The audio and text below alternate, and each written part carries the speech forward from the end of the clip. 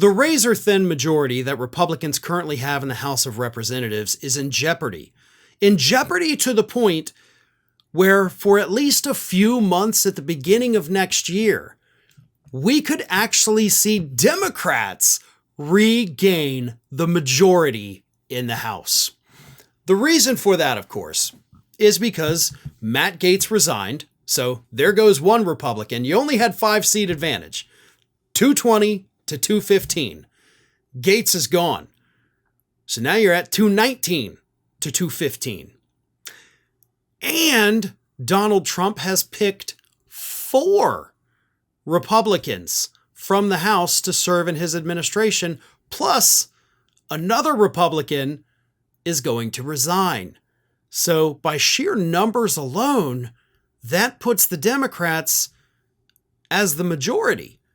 But only until, of course, we have the special election to fill those seats. They will all be replaced by Republicans, and Republicans will get the majority back. But we could see a very hilarious situation next year for at least a few months where Democrats manage to retake the majority. That leads me to another question. This one comes from Donovan Finley 8131, who asks, given that Republicans will only have a 3-seat majority in the House, how much legislation do you think they'll actually be able to pass given how dysfunctional they are as a party and as a people? Could we see another 15 tries to elect a speaker? And again, it goes back to the game of numbers. Because Matt Gaetz, even though he's threatened, maybe I'll show up on January 3rd and just vote for speaker and leave, he's probably not going to do that. He's not that clever. But Gaetz is gone.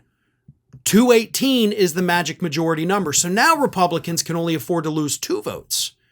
If Elise Stefanik has resigned by that point, which is likely to take the position in the Trump administration, Republicans can't afford to lose a single vote. It's like done, you know? So, yes, we could see, especially with the way things have shaped up in the last week alone, with the fight over the budget bill, Elon Musk stepping in, the Freedom Caucus not happy with this continuing resolution that was originally proposed and then scrapped and then, oh, we don't know what's happening.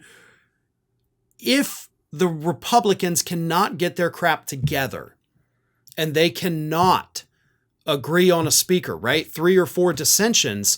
If the Democrats are then all in together, a Democrat could elect, the Democrats, would pick the Speaker of the House. It's that simple. It's that funny. So yes, that could happen. Not to mention, we have to take into account that these people that are serving in Congress, even though they've got good health care, they're still human beings. Just like the rest of us, they get sick. They miss work. So if you get 2 Republicans that catch the flu and can't go into the office to vote, suddenly they can't pass things. So it's going to be a total crap show. And again, it's going to be funny because we've got to find humor where we can find it, okay? The next few years are going to be hell. But if there's a couple moments where we can laugh at Republican dysfunction, let's laugh at Republican dysfunction. Because as long as they're not passing bills, they're doing less damage to the country. Because they're not, going to be voting on increasing minimum wage. They're not going to be voting on protecting the infrastructure or making investments into our counties. God, no. They're going to be voting on things like giving the wealthy another tax cut. They're going to be voting on things like cutting food stamp benefits. So if we can at least stop them from doing that because of their own dysfunction, we don't have to do it. They're going to do it themselves because they're so dysfunctional. Then that is a win, not for the Democrats, but for the entire country. Thanks for watching today, everybody. And don't forget, if you're not already, please do subscribe to this channel. We have fresh content going up every single day, and I would really hate for you to miss out on that. And speaking of missing out, if you're not following me across all other social media outlets, then get on it. You can follow the links in the description of this video.